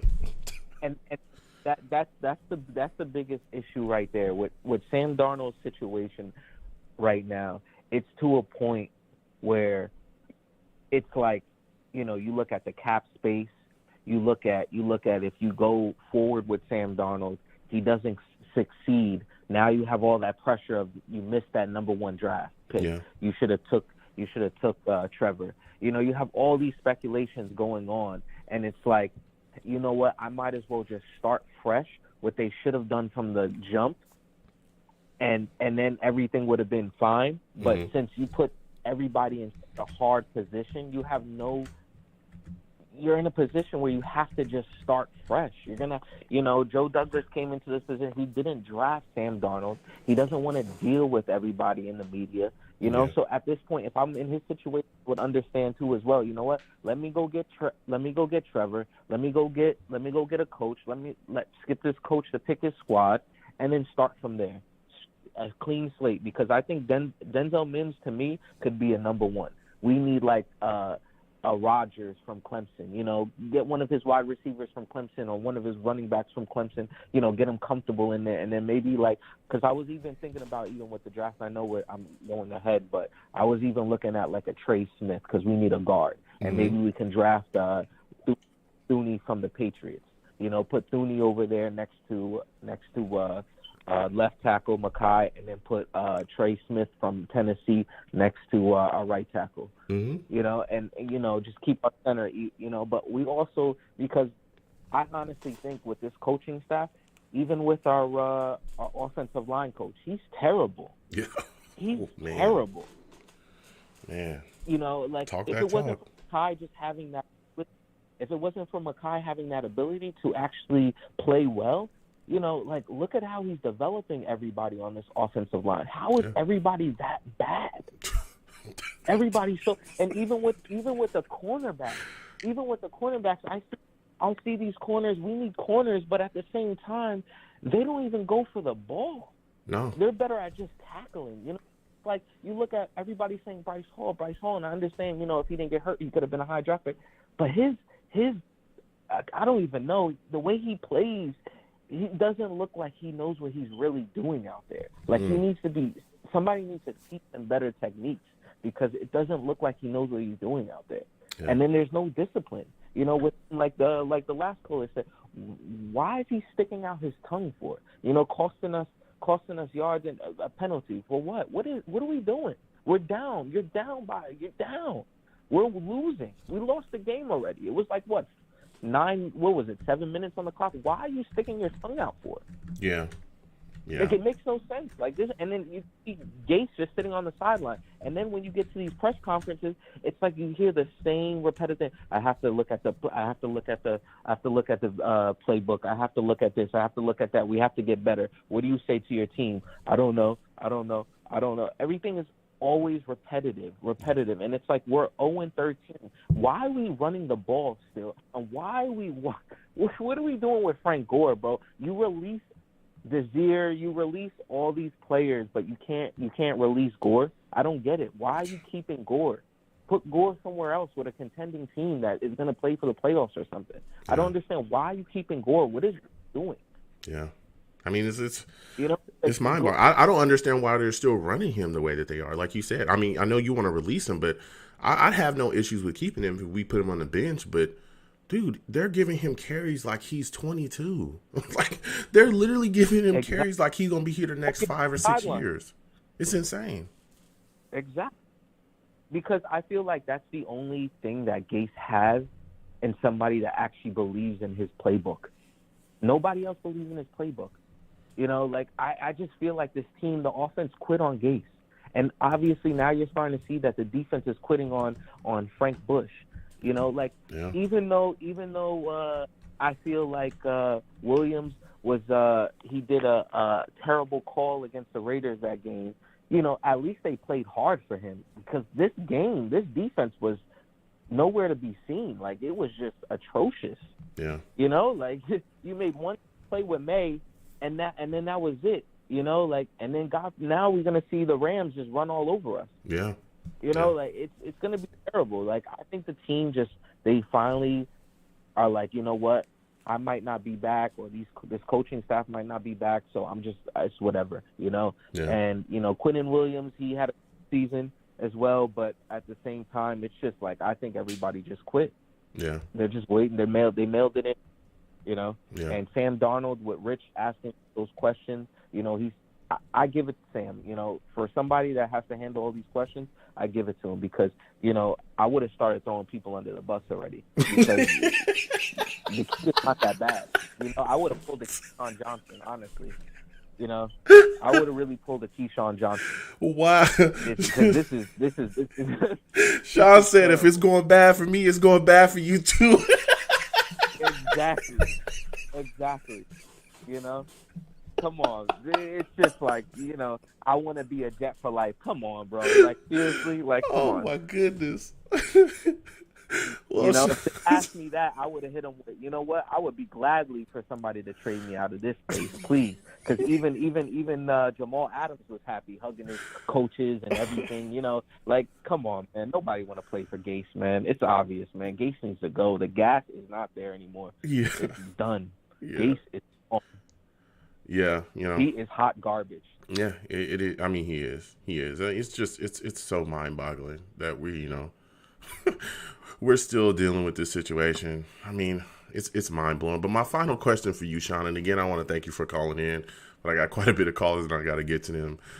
When you talked a little bit about Marcus May and just seeing him out there, is that a guy that you want to see the Jets re-sign immediately? I mean, when you look at the situation here, he's been one of the, you know, better playmakers on the defense, even though things have been very up and down this season. Is he a guy that the Jets should extend immediately? Now, I say yes, Mm-hmm. but if I'm Marcus May, you think I really want to go back to a losing season or go to a rebuilding team? You know, at this point, like, I've been with the Jets for 3 years. I know the most he could probably get is about, I'm thinking about 8 million a year. Mm-hmm. You know, yeah, 10 million is too much, you know, but he'll probably test the market. But if I'm really him, I would leave, man, because, you know, like, they just need to start a whole new regime, because Marcus May, he's been playing really great. But if I was him, I would leave too, because it's just, you know, what are you gonna sell him? You know, what are you gonna sell the kid, man? He's been with 3 losing seasons. You know, like, you can't blame the kid. You know, so I don't know. Maybe he will stay. He is a tremendous leader, and he's been playing really well. But, you know, I would only offer him 7-8 mil. Yeah. You know, we need to dish out more money at different positions. You know, but also, you know, he is a little inconsistent here and there as well. Like, he makes some great plays, but, you know, he's a little inconsistent sometimes. Some games you don't even know if he was there, you know, or he played, you know. Yeah, well, you know, some of the things he does doesn't always show up on the stat sheet.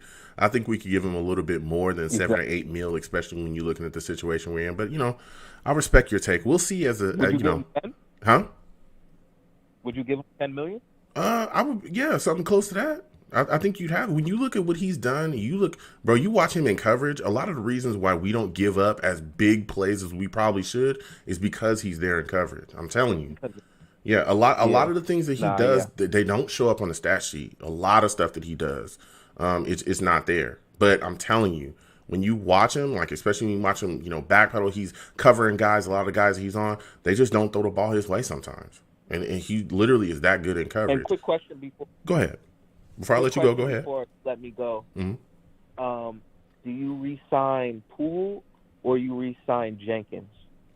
Well, first off, I would look to. Honestly, we can look to re-sign both. To be absolutely honest with you, it would depend on Poole's situation. I'm big on let's draft another corner. But again, it would depend on the assets that we have, because my offseason plan, and you know that, is to trade down. So I'm gonna have a boatload of picks. I ain't worried about nothing for like at least 2 to 3 years. I'm gonna have a ton of picks. So my thing is if we trade down and get the capital that we have, I don't see why we can't draft a young corner. I don't mind bringing back Poole. I also don't mind bringing back Jenkins as well. We have the money to do that. We have a ton of money under the salary cap. Even if the salary cap lowers, and again, I think people need to also keep their minds on that when they're talking about spending money. And that's something we'll talk about as the offseason, you know, happens, because I'm going to continue this show. Yeah. But with the salary cap lowering, we'll still have tons of money. And I don't think Jordan Jenkins is a guy you have to spend a ton of money on. I don't think Poole is a guy you have to spend a ton of money on. But especially when you talk about Poole, you got to think about age as well. You know, he's getting up there. And I know some people think, well, it's just 1 year. Dude, a year in the NFL means a lot. We've seen players look good 1 year, and then the next year, that clock ticks 1, and then they look completely different. Like they just fall off a cliff. And especially, again, corners, stuff like that. That's where that athleticism, speed, all that stuff really, really matters. So But I would look to bring back both. I don't see why we can't do that, especially the field. Those are vital roles. You know what I'm saying? And if we are, short on capital because we didn't make a trade down, you better get somebody in there or you're going to be in some trouble.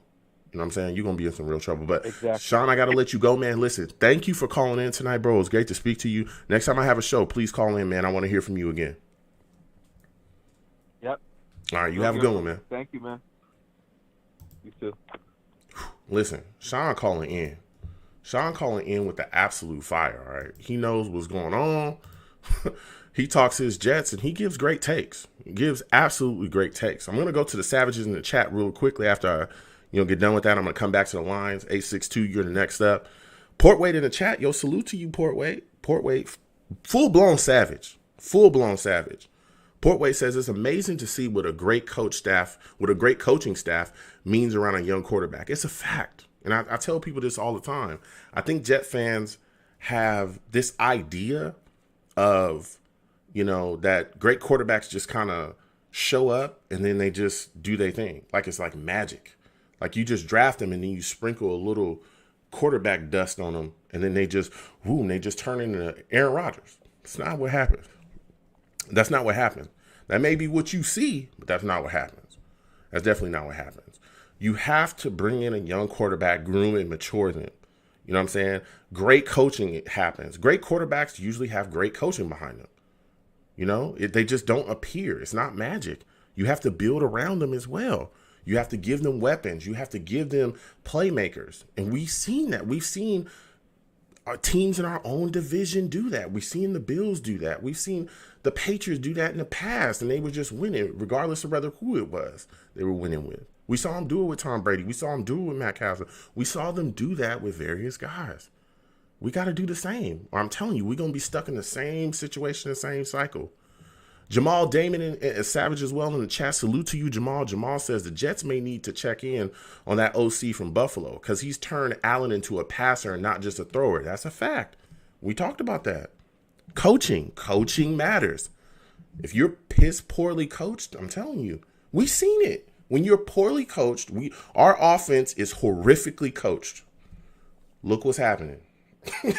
Look what's happening. Okay? And we had a weapon in Le'Veon Bell. Anybody remember him? He was literally a Hall of Famer before he got here, right? We were all hyped about him. He was on the offense. Didn't matter, So salute to everybody in the chat. Salute to all my Savages. Jamal, Portway, the Hawks family. Salute to you as well. Salute to all the Seahawks fans in the chat right now. Salute to y'all. You know what I'm saying? I respect everybody. I respect y'all. You know what I'm saying? But it's green over here. You know what I'm saying? We believe green over here is Jets all the time. So it is what it is. You know what I'm saying? We keep it real.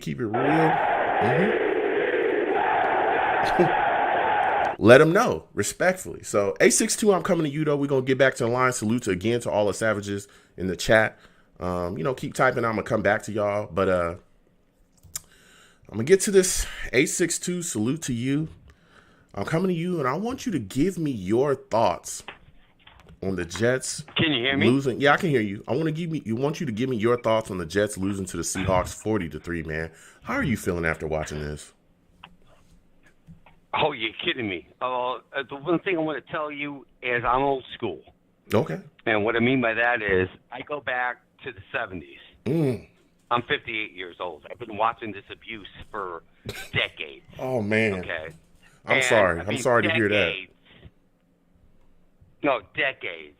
Okay. I remember when Joe Willie won, I got his uniform from a Sears store. Ooh. And the part that gets to me was I had Joe Willie name it. I loved him. But the part that gets to me about this loss is I can tell you we've had abusive losses before. Mm-hmm. But this was about as abusive a loss I've ever experienced, and I'm 58. Okay? All right, you might as well have taken me to the back. First off, I want to tell you I love your show. Oh, thank you. But right, and I love you because what's just so funny is that the Jets were one of the first teams that were African American friendly. And I remember Matt Schnell and Winston Hill. These are the classic players. We were way ahead of the NFL teams in terms of integrating football. And I love that about you because, you know, if you love footbal. Yeah, you know, we listen. had some. I think of all the great players. Freeman and McNeil, one of my favorite players of all time. Al Toon, if you remember him. Yeah. These were great players. Great players. And the part that bothers me about this is that we got abused. And here's the thing I want to tell you about the Sam Darnold thing. Sam Darnold is not the issue. Okay? I watched him play a game where he was the only person there. So I'm up for trading down, getting and this is the part. I did this before I called you. Okay. Over the past 20 years, only one player has been worth the number one pick, and it's still Peyton Manning. Okay? Go ahead. Look. Okay? The best quarterback of the draft with Andrew Luck was Russell Wilson. Okay. Okay. Okay. All right. All right. The best player of the last 98, so that's 22 years ago, is Peyton Manning. He's the only one who is number one. Yeah. I don't care what Trevor Lawrence or whatever. At the end of the day, if you look at it, we trade down, do a Herschel Walker thing, get like 2 number ones, 2 number twos, a number 3, and we would be there because Mekhi Becton's the best left tackle I've seen since probably DeBergeshaw. I don't want to put with pressure. That's probably, no. and I know we're not putting. I'm not putting that on him. I want to be very clear, and I know you're not either. I want to be very clear to the listeners. No, we are not. I am not. He is not. I don't believe he is calling. You know, our rookie left tackle DeBergeshaw Ferguson. We're saying that he looks really good, and he is the best left tackle we've had since DeBergeshaw. That's what we're saying. But yeah, you know, I see that, and I see that he is phenomenal. Go ahead. I'm telling you, that's the best left tackle I've seen since Orlando Pace. Wow. Okay. I mean, you going big. You going big right there. I respect it. I'm going big. You know what? Yeah. He got beat twice the other day. It ain't going to happen again. He annihilates people. Yeah, he does. Okay. It's everybody else that's the issue. And I've been watching, if you don't mind me asking, when were you born? Oh, well, you know, I was born in the 80s. I'm going to say I was born in the 80s and, you know, been a Jet fan a while. Go ahead. All right. I met my wife in 86. Ooh, okay. So, to give you an idea, I've been watching the Jets since 1969. Mm-hmm. And I've watched the incompetence. Yeah. And this is the part that bothers me. Do you know that between my birthday and 1968, at the age of 7, the Pittsburgh Steelers have had 3 head coaches? Yeah. 3. And we're a revolving door. And I want you to understand that. No, I just want you to understand this. So if you're part of the Pittsburgh Steelers organization and you're a player, it doesn't matter if you're a Antonio Brown. It doesn't matter if you're a Le'Veon Bell. Yeah. It doesn't matter who you are. Mike Timlin's the boss. Yeah. And that's the problem. Like, I'll give you an example. Rex Ryan should never have been fired. Okay. In fact, Eric Mangini should never have been, and Todd Bowles should never have been fired at that point. Herman Edwards should never have been fired because at the end of the day, when you have players that know they're going to outlast the coach, that's what you have. And that's what we have right here. Yeah. Well, and you're making some great points. You're making some great points, and I do agree with you on a couple of them. The Johnsons are terrible owners. I've talked about that multiple times on the show, and we'll continue to talk about that, especially in the offseason. And I think that that's going to be, if there is something that's going to hinder us really getting a top coaching candidate outside of, you know, the roster or something, the fact that they're the owners of this football team could be a great hindrance to us, because there are going to be people that are looking at the situation going, I do not want to work for the Johnsons, especially if they are going to be involved in the day-to-day football operations like we've seen in the past. And you said something amazing is the dysfunction. We've seen the dysfunction from the hell just recently. This situation bringing Gaze here, that was dysfunction. The way that the coaching search was ran was dysfunctional. The way that our GM was fired after being able to spend, a ton of money in the offseason as far as free agency, and then also be able, to finish a draft, and then firing him because you knew he was incompetent. That was dysfunctional. So like you said as well, we've seen dysfunction here, and it's from the top of the organization. But one of the things that I'm hoping is that Joe Douglas, him being brought here, him being our general manager, the connections that he has, all these things that we have, I'm hoping that he'll be able to settle that dysfunction, and they'll allow him to make the decisions. And again, we're talking about a lot of stuff here, but I want to get your thoughts on Joe Douglas.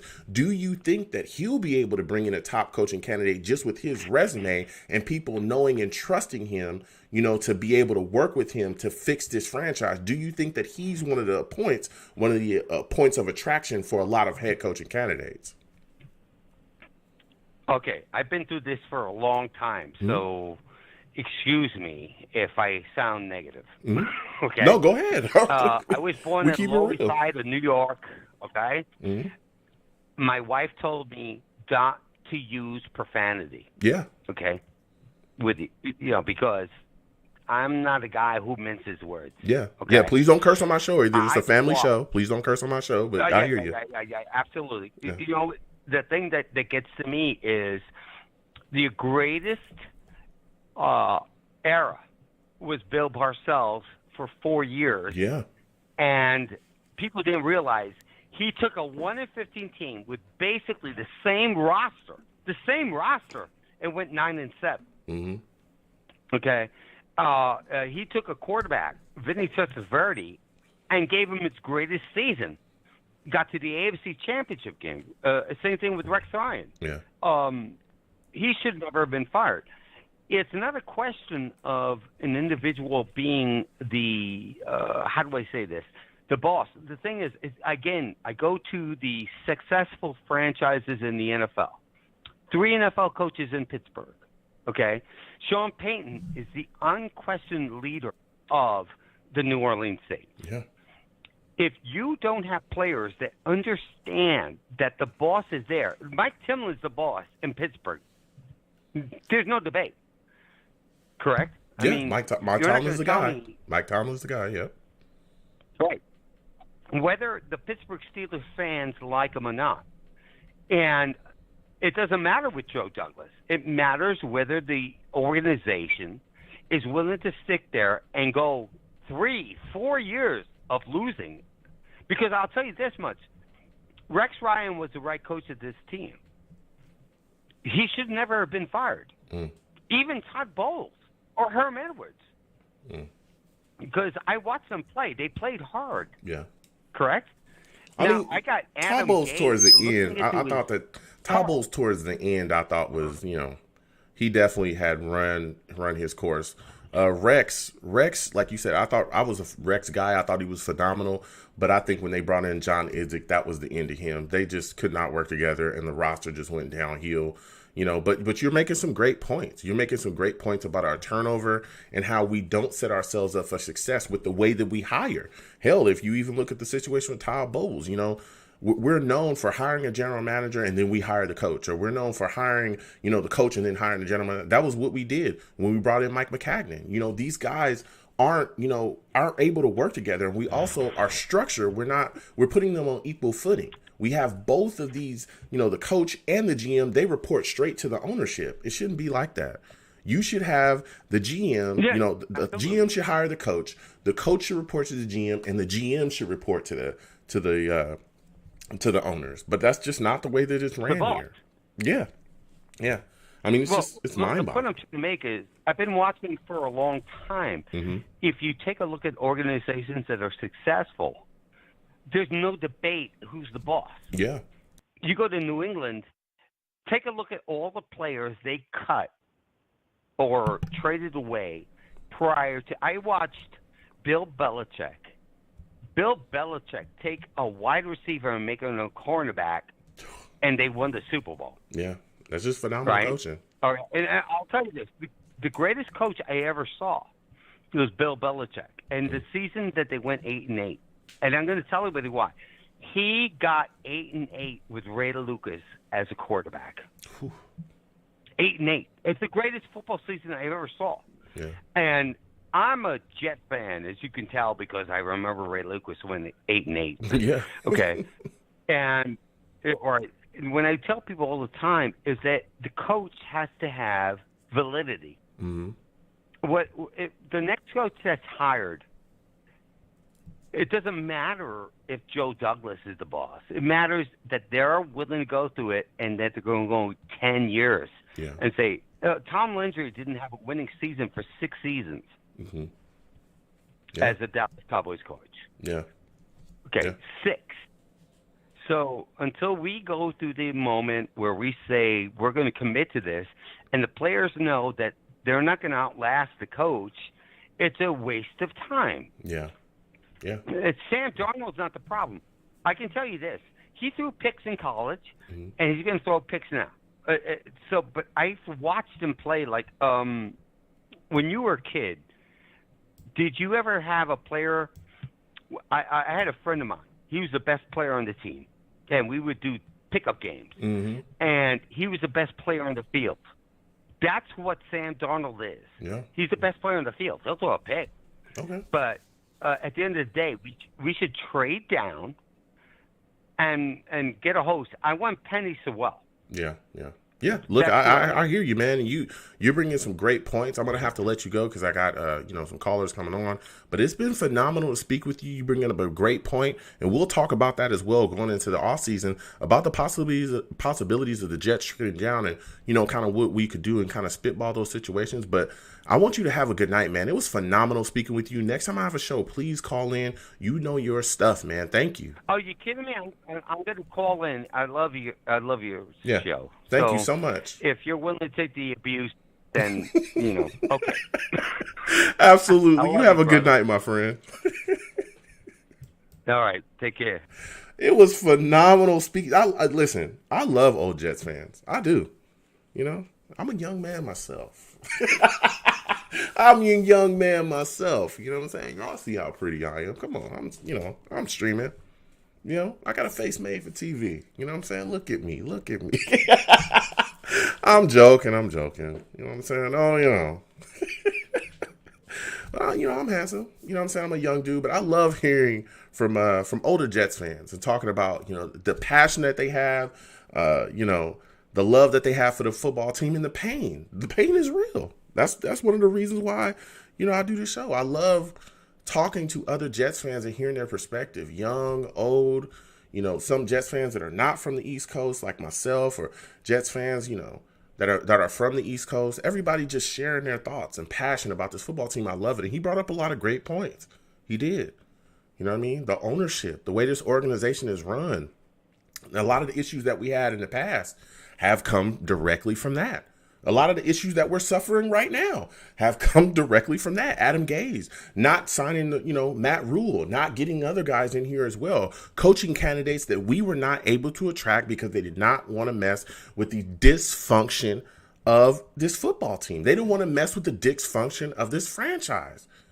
I mean, there was a lot of head coaching candidates. Hell, there's a lot of players that have looked at us in the past and immediately they said to themselves, hell no. To the no, okay. no, hell to the no. The Jets? Hell to the no. No. To the no. I'm good.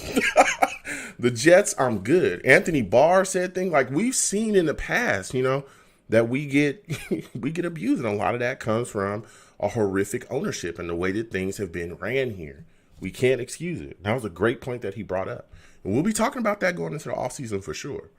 But that was a great point. Going to the Savages in the chat, salute to y'all. Salute to everybody in the chat, man. You folks are the greatest. I'm going to get to my Savages in the chat real quickly. John Perez, salute to you, John. John says, hey, brother, do you think this is a 2-year rebuild? I know the Dolphins came up quick. That's a rare feat. It could be a 2-year rebuild, John. And I've been telling people, that's why I put my take out there real early. I hate when people be like, oh, you copied my take. Oh, that was my take. And no. I like to put mine out there early. I think that there's a possibility that, yes, we could easily do a 2-year rebuild. Real easy. All right. But to me, it would mean that we'd have to trade that number 1 pick. We'd have to trade it, and we can get a boatload of capital for it. We can turn things around. But I think for us in particular, we have to look at the draft as being more of a viable option than free agency. Because the Dolphins also used a little bit of free agency, to really capitalize on those situations to make, to get some players that they need to come in. I remember they signed a corner, Ryan Fitzpatrick, they brought him in there as well. So they've done some things. I don't think we can rely on free agency. I don't. We've seen it in the past when we were better than we are right now, and not much better, but we were better. And there were players that did not want to come here. Anthony Barr, I remember we offered Kirk Cousins more money than anyone else in the league, and he said no. There's so many players that we've gotten stiffed by. We shouldn't be looking to do that. So I do think it could be a 2-year rebuild, but I do think that we have to do what it takes to acquire the assets. It's important. It's extremely important. So I'm going to go back to the lines really quickly. 757, I'm coming directly to you. I want you to give me your thoughts on the New York Jets losing to Seattle Seahawks. How are you feeling about this loss, man? How are you feeling about the Jets looking the way that they did? I mean, I'm really conflicted because, I'm hoping for the number 1 pick anyways, but okay. It's just kind of just depressing to see how things has just gone this season. And it's really deflating as a fan because you just look at the talent level and it's just like, man, we really don't have anything like other than our left tackle to be excited about for the future. Mm-hmm. And this fan base, man, I recently started watching football around when Rex Ryan started coaching and stuff. Okay. And it was just real exciting, you know what I'm saying? And I guess I got on at the peak time as a Jet fan. Yes, you did. Yes, you did. Let me tell you, I'm sorry, I don't mean to cut you off, but brother, yes, you did. You got in on the peak time because it ain't like that normally. Go ahead. Yeah, man. Because after this, it's kind of been a whirlwind like I've never seen before. And so every season, whether it's ups and downs, we normally have like some certain pieces to get excited about. But it's just kind of deflating this season just to see almost nothing, But I'm really trying to be hopeful as a fan because I don't like to be constantly depressing and be like, man, this team is awful all the time, I hope Denzel Mims turn out to be something special in the future, hopefully. I see the left tackle, he back there, he's promising. Hopefully he's another, Ferguson, hopefully he's another one of those for long term. Other than that, I just want to just a take on you as well. Like, how do you feel about Sam Darnold as well, like, versus Trevor Lawrence? Like, because I really feel like it's a waste of time to even draft Trevor Lawrence if we're not going to fire Adam Gase anyways. If we're not going to fire Adam Gase, then it's the same result. So what's the point in letting Sam Darnold go, keeping Adam Gase, then breaking Trevor Lawrence again? Like, it's going to be the same thing. Yeah. And we're going to end up wasting Trevor Lawrence's career. Yeah. Well, first off, again, I want to thank you for calling in. My take on this, and again, we'll continue to talk about this. I don't want to go too far into the offseason, but I've said pretty much earlier in this season, especially when we were struggling early before, the 0 and whatever we're at right now, is that I think I like Trevor Lawrence. I think he's a great talent. I do. And I always preference my take with this. I think he's a good talent, but I think we need so much more than him. You look at our offensive line. Absolutely. It's horrific. Outside of Mekhi Becton, it's terrible. Mind you, we just brought in McGovern. We just got Connor McGovern. Oh, gosh. He's terrible. We just got, George Fant. Like, these guys are terrible. Like, these guys are really bad. Outside of Mekhi Becton, we pretty much need an entire new offensive line outside of him. All right? That's just one part. You look at our wide receiving core, Perryman, I don't think he's not a real number 1. Mims is a guy that we're hoping to see more out of. Maybe he's a number 2. Maybe he's a number 1. We don't really know. We haven't, he's young. We're still trying to figure it out. But we don't have anything outside of him and Crowder. Really, and Crowder is a slot guy for sure. But can we depend on Crowder to give us big numbers? He had 7 yards against the Seahawks. 7. That's it. Yeah. So it's like we need weapons. We're completely void of weapons. We don't have enough. We have nothing outside of that. We're running a 37-year-old running back in Frank Gore. And that's just the offensive side of the ball. We're not even talking about the defense. You know what I'm saying? Like I don't like to run a depressing show. I try to be positive and pick everybody up, but damn it, I'm dropping everything. I'm dropping it all. It's time to go down. The ship is going down. We need to need to look at that, and I understand that fans, you know, like myself, I'm a Jets fan too, and I understand it's great to look at the shiny thing of Trevor Lawrence. It's great to do that. I respect it. I love it. I get it. But we need to look at the bigger picture. I think that's been the biggest problem with the Jets franchise over the past years, particularly with our ownership. They don't look at the big picture. That's why we do stupid stuff. Like keep Mike McCagnon. Yeah. That's why we do stupid, like hire Adam Gase, because we don't look at the bigger picture, man. Yeah. We just don't. Because if you did, you wouldn't do that stuff. You know, and I think that, again, like I said, we're just talking about the offensive side of the ball. The defensive side of the ball is going to be even worse. We got so many guys on one-year deals. It's insane. Jordan Jenkins is a one-year deal. Brian Poole is a one-year deal. You got Marcus May that's coming up for free agency. We have no corners. We don't have a legit number one. I don't think we have a legit number two. We have no pass rushers. We could be without one of the better safeties in the entire league of free safety. What are we going to do? Are you going to roll? So you're just going to draft, and this is my thought process, you're just going to draft Trevor Lawrence, but how are you overcoming the rest of that stuff? How? Because are you depending on free agency? I mean, what are you doing? Because free agents don't want to come here. They don't want to play here. Even when we were better and we had the same boatloads of money, they did not want to play here. So you have to draft. Yep. And so my thought process is, again, looking at the bigger picture, bruh, we could shorten that window of rebuild so quickly if we get rid of that number one pick. Not only that, my plan is almost fail-proof, because guess what? Even if we pick up a fifth-year option on Sam, right? We trade the number one pick, we get 3 first-round picks, 2 second-round picks, 2 third-round picks, 2 fourth, whatever. The haul that all the analysts and everybody is saying that we could get, right? If we get that back, and we pick up Sam's fifth-year option, and we arm this football team with weapons. I've talked about trading for Allen Robinson. I'm going to put this out there early, because you made me do it, bro. This is on you. This is your fault. I'm going to let you know this. This is your fault. All right? Okay. This is your fault. The Bears, to me, would be a prime target for us to trade to, because they're going to be garbage for years to come. They have salary cap issues, and they need to rebuild, because Mitch Trubisky is not the guy. Guess what? You're going to lose Allen Robinson regardless, bro. So franchise him. Give us that, those first round picks that we need. Not 3. You could give us 2, Allen Robinson and some other stuff. We'd have our wide receiver position shored up, right? Because we got a legit number one, and we still got more capital to move forward. That would set us up for real success. Because if Allen Robinson going to free agency, I doubt he's coming here. Why would he sign here? There's no reason for even if you throw boatloads of money at them, we've done that before. It don't work. They will tell us no and go sign somewhere else. So I think that we have to look at exactly. I think we have to look at the bigger picture. We have to.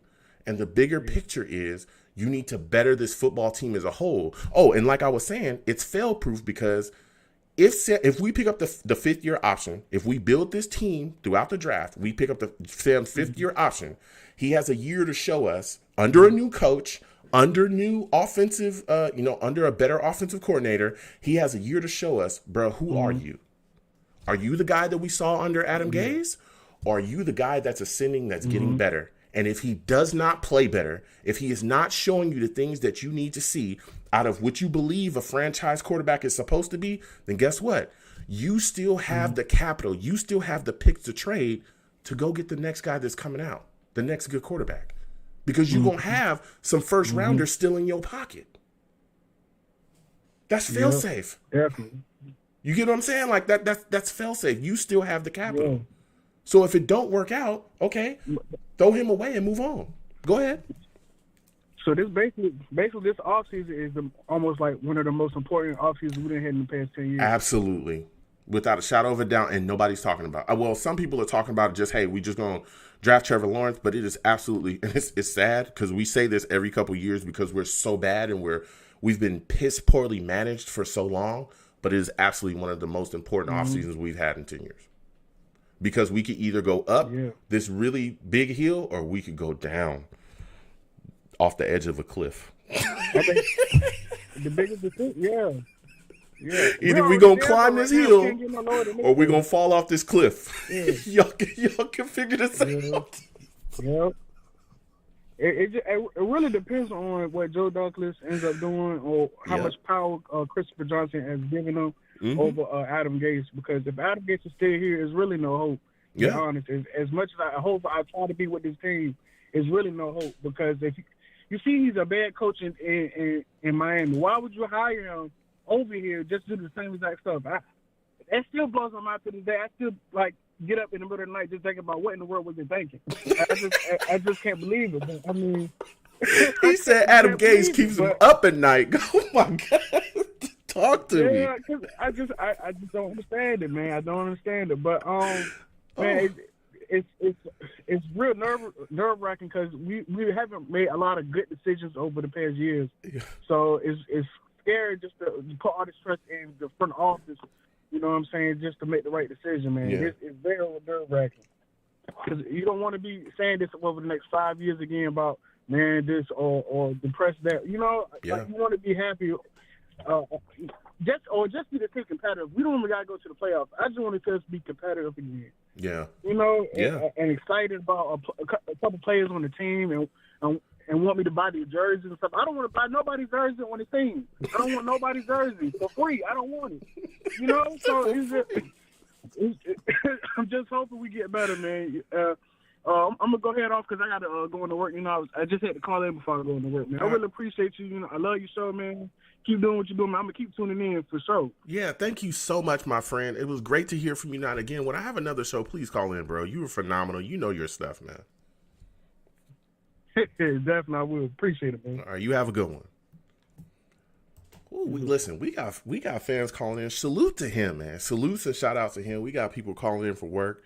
He said Adam Gase keep him up at night. Now, you know, that's tough. That's tough.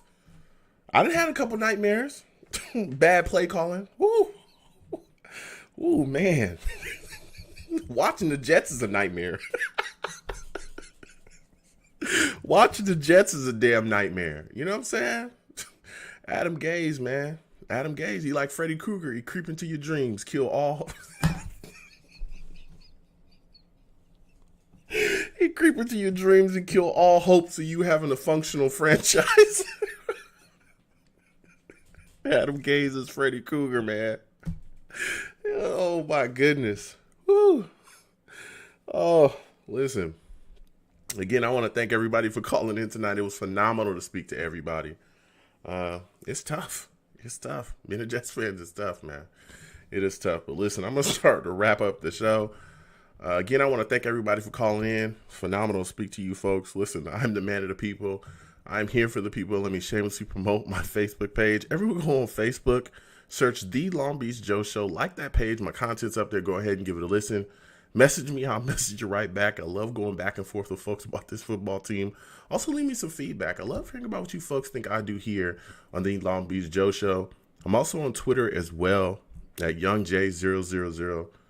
Again, YoungJ000. Go ahead. Follow me on Twitter. I'll follow you right back. You want to troll me? No issues. I'm the troll that lives under the bridge, and I will troll you right back. No issues whatsoever. All right? I'll have my Sam Darnold jersey on as well while I do that. You know, I'm hoping that, you know, he survives this season because, oh, boy, things are looking crazy. But, you know, I'll be there. So I'm also on YouTube as well at The Long Beach Joe Jets, okay? Long Beach Joe Jets, all right? I'm also on YouTube, so subscribe to my content. You want to troll me, no issues. I will troll you back. Go ahead and, you know, hit those messages. And, again, subscribe, turn on your notifications, and thumbs up, you know, my streams. I love, you know, going back and forth with people and just talking about this team. So when you folks see me in person, All right, we got a lot going on in this world, but eventually you will see me in person. All right, it's arms out, chest open, free hugs for everybody. All right, free hugs for everybody. Okay, I love every single one of y'all. You know, Jets fans, we having a tough time, but damn it, we gonna get through it. All right, we gonna get through it together. Okay, we surely will. So free hugs. So you folks have a good one. All right, peace.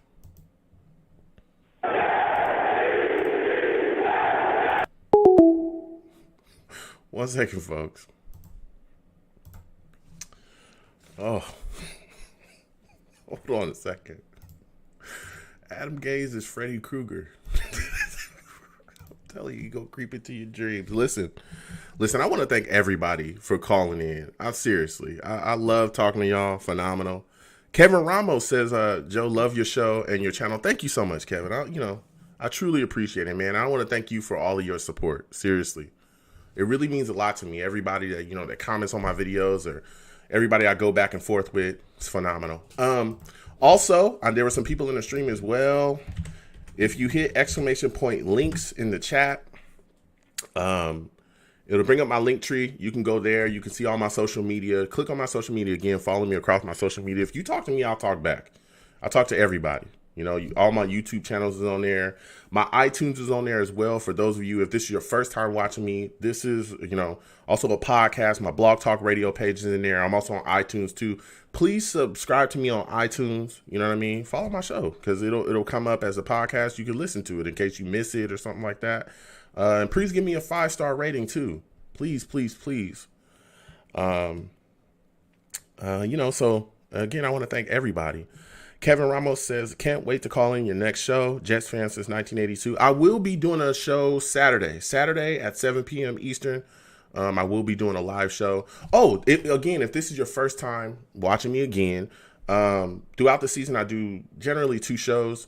We do a show before the game for the Jets game, and then right after the Jets game, we do a show. So, for instance, Saturday, I'm going to do a show about the Jets, and then Sunday, we're going to watch the game together because I live stream during the games. I mean, we talk that talk, okay? We be in here cracking jokes, having a good time, and then right after the game goes off, we live stream yet again, and we talk about what we've seen in the game. So if this is your first time watching me, check in, man, check in. And again, you see the numbers right there. When my show goes live, you can call in.